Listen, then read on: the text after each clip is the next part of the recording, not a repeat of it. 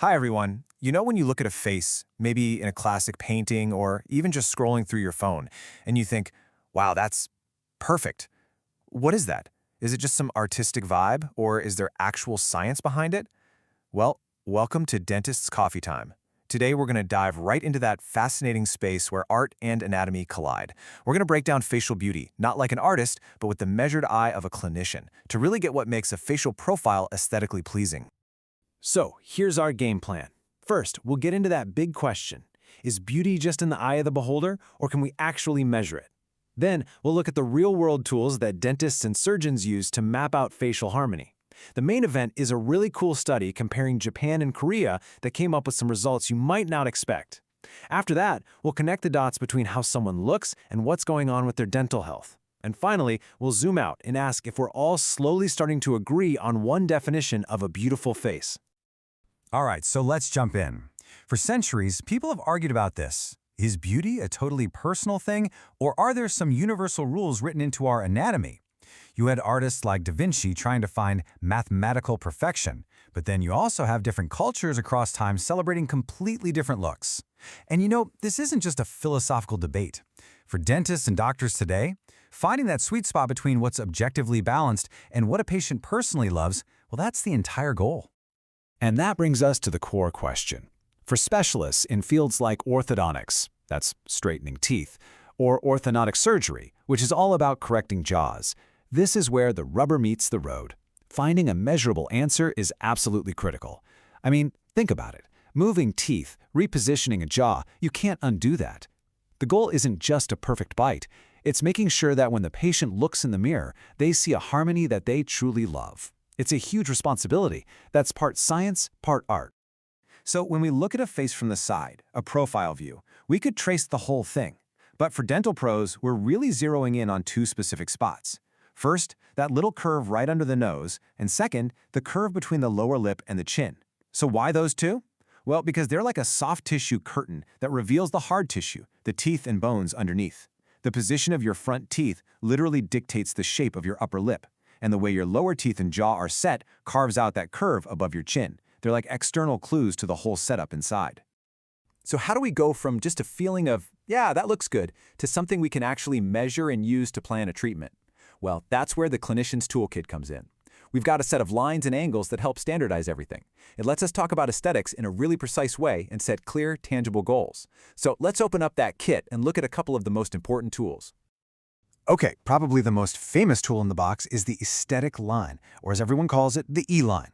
It was actually developed way back in the 1950s by an orthodontist, Dr. Robert Ricketts, and it's so simple and elegant that we still use it all the time.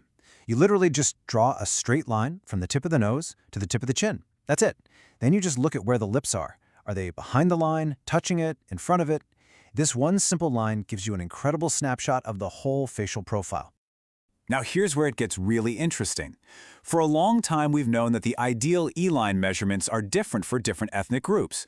The original research was based on Caucasians, and for that group, the ideal was a flatter, straighter profile, with the lips resting a few millimeters behind that E-line. But for people of East Asian descent, the traditional norm was a fuller, more convex profile. The lips were expected to be much closer to the E-line, maybe even touching it. And just to be clear, these aren't value judgments, they're just different, historically accepted patterns of beauty. All right, that second key landmark, that groove between the lower lip and the chin. We call it the mentolabial sulcus. It might seem like just a little shadow, but its shape tells us so much. In a balanced profile, it's usually a nice, gentle curve, about 4 millimeters deep. Think of it as a soft, sweeping S-curve. And as you're about to see, when this curve gets super deep and sharp, or if it flattens out completely, that's a huge red flag for a clinician that there might be a specific kind of bite issue going on. So, we have these established, different ideas of beauty. But let's be real, we live in a totally connected world now. Does a teenager in Seoul today want the same look that their grandparents admired? That's the exact question that a really fascinating study from 2008 set out to answer. They wanted to see if those traditional ideas were still holding up, or if something new was taking over. The researchers basically started with this idea. They thought, okay, aesthetic ideals might be different in places like Japan and Korea, but with the explosion of global media, we're talking movies, magazines, the internet, maybe we're all starting to trend towards a more universal, internationally pleasing look. And they chose to study young dental students in both countries, which was pretty clever because not only are they young, but they're also trained to look at faces with a critical eye. And the way they set up the study was just brilliant in its simplicity. First, they created an average facial profile based on a group of Japanese adults. They called this average face silhouette number 7. Then, they used software to make a whole lineup of faces. They moved the lips back, step by step, to create profiles 6, 5, all the way down to the flattest one at number 1. And they did the same thing in the other direction, pushing the lips forward to create profiles 8, 9, all the way to the fullest at number 13. So now they had 13 faces where only one thing changed, the lip position. Then, they just showed them to students and asked, which 3 do you like best? And this is where things get really, really interesting. This is where what we think people prefer clashes with what they actually prefer. Remember, the traditional East Asian norm is a fuller profile. So you'd expect the students to pick something around the average, number 7, or maybe even an 8 or 9. But that is not what happened, not even close. The results pretty much turned some old assumptions on their head. So let's pause for a second. Let's make a quick prediction.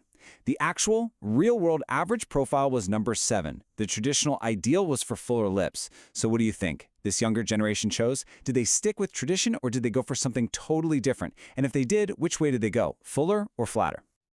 Okay, let's look at the female profiles first. The results were stunning. The Korean students' top pick was profile number 4. And the Japanese students, they went even flatter, choosing profile number 3. Let's be super clear about what this means. Both groups didn't just dislike the average profile, number 7, they ran in the opposite direction.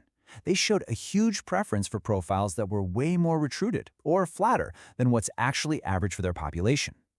And for the male profiles, the trend was basically the same. Here, both the Korean and Japanese students landed on the exact same preference, profile number 5. And again, that is much flatter than the average of number 7. The preference was still strong, maybe just a little less dramatic than for the female faces, but the main takeaway is, for both genders, the ideal look had shifted, and it had shifted a lot. So let's translate this back to those E-line numbers to really see how big this change was. Remember, the traditional norm for this group puts the lips really close to that E-line, maybe less than a millimeter behind it, but the profiles they loved, numbers 3 and 4, put the upper lip between 2.5 and 4.5 millimeters behind the line. That is a massive difference. Their new ideal wasn't anything like their own ethnic average anymore. It had moved way closer to that traditional, flatter Caucasian norm. Now, this shift isn't just some fun fact for a sociology class. It's so important because it shows just how much we notice these subtle curves. And for a clinician, that's a powerful thing, because the aesthetics of a profile are tied directly to the health and function of the bite. The face is telling a story before the patient even opens their mouth. Yeah, an experienced clinician learns to read a patient's face almost like a map. Before we even pick up an instrument, that soft tissue profile gives us a ton of information about their occlusion, which is just the fancy word for how their teeth fit together. Just think of the face's skin and muscles as a curtain draped over the bones and teeth. The shape of that curtain tells you a lot about the shape of the stuff underneath. Let me give you a classic example. Someone with a deep bite often has a really distinct profile. That mentolabial sulcus, that curve above the chin, it's no longer a gentle curve. It becomes a deep, sharp crease. This happens because the lower lip literally gets trapped behind the upper teeth, and it's forced to curl out, which makes it look tense and short. This is a classic visual cue that tells a clinician exactly what to start looking for inside the mouth. And then, on the complete flip side, you have someone with an open bite, where their front teeth don't even touch. They have a totally different set of clues. Because their teeth don't meet, they often have to strain to get their lips to close. And to do that, they have to use their chin muscle over and over. This causes what we call mentalis strain, and it gives the chin a kind of dimpled, golf ball look. The whole smooth curve of the profile is just gone.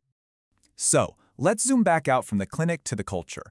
What does this preference for a flatter profile really mean for how we think about beauty in the 21st century? It really suggests that we might be seeing a major evolution in what we find attractive, and it's all being driven by our super-connected world.